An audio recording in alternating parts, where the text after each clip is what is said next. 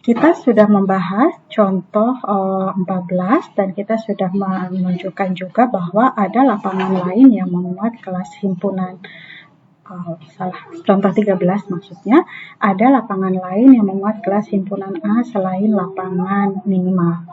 Nah, sekarang kita lihat contoh 14, tapi ini contoh 14 sebenarnya serupa dengan contoh 13 yang kita sudah kerjakan, yaitu membuat lapangan lain yang memuat kelas himpunan A. Jadi contoh 14 ini sebenarnya bisa dikerjakan mengikuti penjelasan di contoh 13. Oke. Nah, di sini kita lihat himpunan B, kelas B, yang isinya adalah 2 dan 3. Kita punya lapangan minimalnya adalah yang memuat 2 dan 3, kemudian komplemennya, kemudian himpunan kosong dan omega. Dan kita punya di sini B1 ini merupakan lapangan yang memuat kelas himpunan B. Di sini perhatikan bahwa B1 memuat seluruh kemungkinan subset dari omega. Jadi B1 ini kita sebut juga superset, itu adalah lapangan yang memuat kelas himpunan B. Dan ini kita bisa katakan nanti bisa ditunjukkan bahwa B1 adalah lapangan terbesar. Dan perhatikan bahwa F dari B itu subset dari B1. Apakah ada lapangan lain yang memuat kelas himpunan B? Kalau kita lihat dari pembentuknya B seperti ini, tadi FB adalah yang merupakan lapangan minimal dan di sini kita punya B1, ini adalah lapangan terbesar. Kalau mengacu pada apa yang sudah kita kerjakan pada contoh 13, kita hanya punya dua ini, lapangan yang memuat kelas himpunan B. Karena di sini B1 ini sudah seluruh yang dibangun oleh B di sini sudah merupakan superset, itu adalah lapangan terbesar. Oke, nah sekarang kita lihat contoh 15. Contoh 15, himpunan semesta masih sama, C-nya 2 dan 3.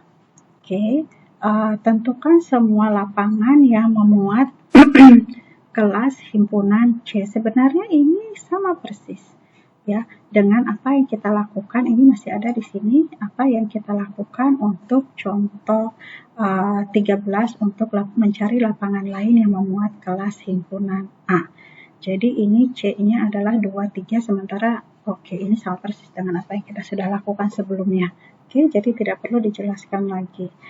Nah, sekarang kita lihat contoh 16, ini agak beda sendiri. Kelas himpunan D-nya adalah memuat satu himpunan, yaitu himpunan kosong, gitu ya. Jadi coba kita lihat. Jadi untuk yang di sini kita punya D, ini adalah himpunan yang beranggotakan satu, yaitu himpunan kosong. Nah, kita akan mencari semua lapangan yang memuat kelas himpunan D. Jadi di sini mungkin ada satu lapangan, mungkin ada dua, mungkin ada tiga, kita tidak tahu. Tapi coba sekarang kita buat dulu lapangan yang memuat kelas himpunan D. Misalkan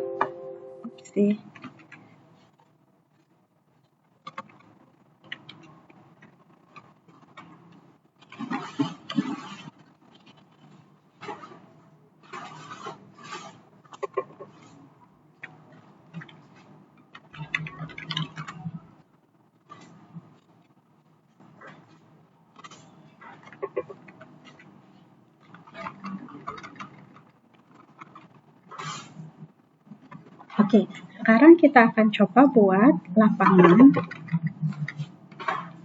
Sekarang kita akan coba buat lapangan yang memuat kelas himpunan D. Misalkan lapangan pertama yang akan kita buat itu kita sebut sebagai F1 dari si B. Nah, karena dia dibentuk oleh himpunan kosong oleh anggota dari D, maka ini kita himpunan kosong pasti harus menjadi anggota dari F1D. Itu karena dia pembentuknya. Kemudian langkah berikutnya yang harus kita lakukan adalah kita harus memastikan bahwa himpunan kosong dan omega itu adalah anggota dari F1D. Jadi karena himpunan kosong sudah ada di situ, kita tinggal menambahkan omega. Kemudian langkah berikutnya kita harus memastikan bahwa F1D bersifat tertutup terhadap operasi komplemen, ya, dengan menunjukkan semua anggotanya memiliki komplemen yang berada di dalam F1D, dan ini mereka saling komplemen, jadi tidak ada masalah dengan sifat tertutup terhadap operasi komplemen. Berikutnya, kita harus menunjukkan bahwa F1D tertutup terhadap operasi irisan berhingga. Dan kita tinggal lihat kosong iris omega, hasilnya adalah himpunan kosong dan ada di F1D, sehingga kita bisa nyatakan bahwa F1D yang kita konstruk seperti ini tertutup terhadap operasi irisan berhingga. Sehingga kita bisa simpulkan bahwa F1D ini adalah suatu lapangan yang dibangun oleh D, dan ini merupakan lapangan terkecil yang dibangun oleh D. Oke. Nah, sekarang apakah ada lapangan lain yang memuat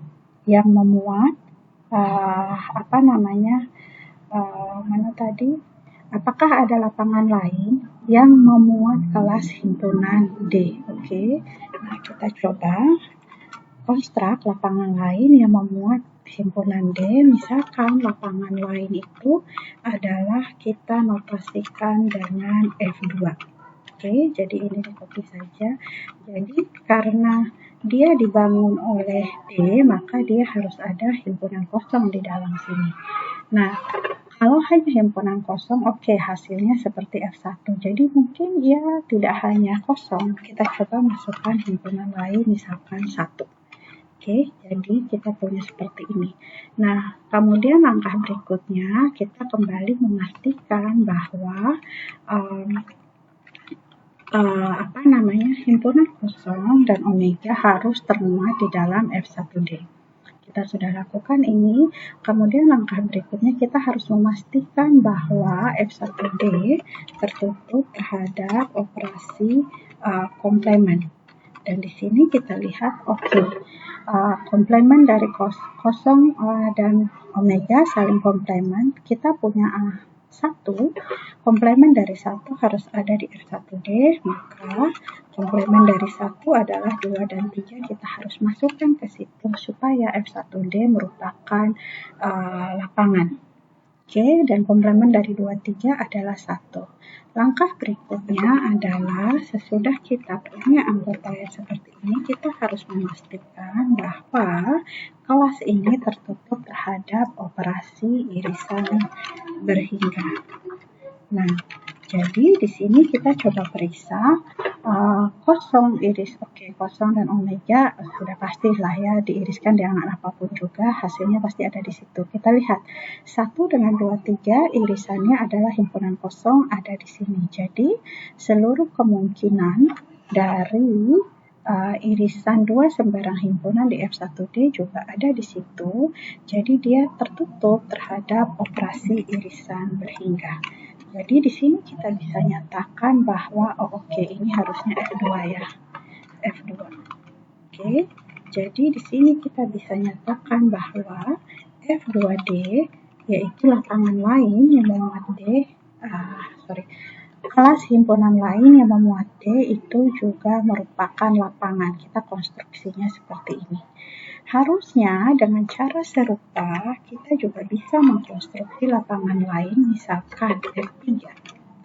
F3D, di sini coba ganti dengan 2, ini ganti dengan 2, di sini mestinya adalah F3, terus ini kita punya F3, kemudian di sini tinggal diganti, ini 2, komplemennya adalah 1, 3, kemudian di sini kita punya 2, 13, 2 iris dengan 13 adalah kosong, dan ini juga bisa ditunjukkan kedua sifat itu berlaku dengan konstruksi seperti ini. Jadi F3 juga merupakan lapangan. Dengan cara yang sama lagi, kita juga bisa mengkonstruksi misalkan seperti ini. Oke, jadi ini kemudian jadi katakanlah ini F4, ini F4, kemudian di sini kita punya F4, di sini berarti karena kita punya 3, komplemennya adalah 1, 2. Kemudian di sini juga kita ganti indeksnya F4, karena ini ini 3, 1, 2, irisannya juga adalah himpunan kosong ada di situ, dan kita bisa tunjukkan F4 ini juga adalah lapangan. Sejauh ini kita sudah bisa mendapatkan 4 lapangan yang memuat kelas himpunan D, yaitu yang dibangun oleh himpunan kosong, kemudian himpunan kosong, dan satu himpunan lain yang beranggotakan 1. Nah, apakah ada lagi? Kita coba kembangkan kembali. Kalau tadi dibangun oleh 1, sekarang misalkan dibangun oleh 1 dan 2. Oke. Nah, sebenarnya dengan cara yang sama, yang ini yang dibangun oleh, katakanlah, yang dibangun oleh 0 dan 1, ini mungkin ini mestinya nanti sama dengan yang dibangun oleh, nanti kalian coba verifikasi sendiri, yang dibangun oleh, misalkan di sini saya buat F2 bintang. Ini yang dibangun oleh 0, 2, 3. Oke, jadi intinya yang dibangun oleh 2 himpunan. Jadi tidak hanya himpunan kosong, tapi juga himpunan yang lainnya. Ini kalian nanti bisa verifikasi sendiri bahwa ini akan menghasilkan akan menghasilkan lapangan yang sama. Oke, jadi sama juga yang dibangun oleh yang di sini yang dibangun oleh himpunan kosong dan 2 mestinya nanti sama dengan yang dibangun oleh himpunan kosong dan 1, 3. Yang di sini mestinya sama dengan yang dibangun oleh himpunan kosong dan yang dibangun oleh 1, 2. Oke. Nah, sekarang kita lihat yang ini yang dibangun oleh 3 himpunan, tapi dia tetap memuat D, tapi kita tambahkan 1 dan 2. Jadi di sini kembali karena dibangun oleh 1, 2 harus ada di situ, kemudian yang dibangun oleh himpunan kosong ada di situ, kita tambahkan himpunan lain 1, 2. Oke, jadi kita punya seperti ini. Kemudian kita harus tunjukkan bahwa dia, kita ulang aja prosedurnya, tertutup terhadap operasi komplemen. Berarti ini tadi kita punya 1 dan 2, komplemennya 1 adalah 2, 3, komplemennya 2 adalah 1, 3. Oke, nanti ini kalian bisa verifikasi ini tertutup terhadap operasi komplemen. Nah, kemudian habis itu kita harus tunjukkan bahwa dia tertutup terhadap atau memenuhi sifat tertutup terhadap operasi irisan berhingga. 1, 2 irisannya kosong, 1 dengan 2, 3 irisannya kosong, 1 dengan 1, 3 irisannya 1 ada di situ. 2 dengan 2, 3 irisannya 2 ada, 2 dengan 1, 3 irisannya kosong ada di F3. Kemudian 2 dengan 1, 3 irisannya kosong. Oh ya, tadi oke. 2, 3 dengan 1, 3 irisannya 3 belum ada, berarti kita harus masukkan di sini 3. Dan karena kita masukkan 3, kita harus memastikan komplemen dari 3 juga ada di situ. Karena belum ada, komplemennya adalah 1, 2, maka kita harus tambahkan 1, 2. Dan ini, kalau sudah tertutup terhadap operasi komplemen, ini kalian juga bisa lihat bahwa ini tertutup terhadap operasi irisan berhingga. Sehingga kita bisa nyatakan ini pun adalah lapangan yang memuat D.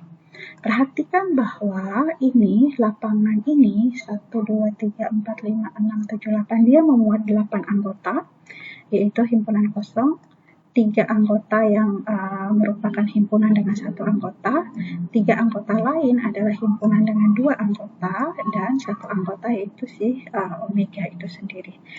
Kalau diperhatikan, ini sebenarnya adalah superset, ya, superset atau seluruh himpunan bagian dari omega, dan ini adalah kelas terbesar yang memuat D.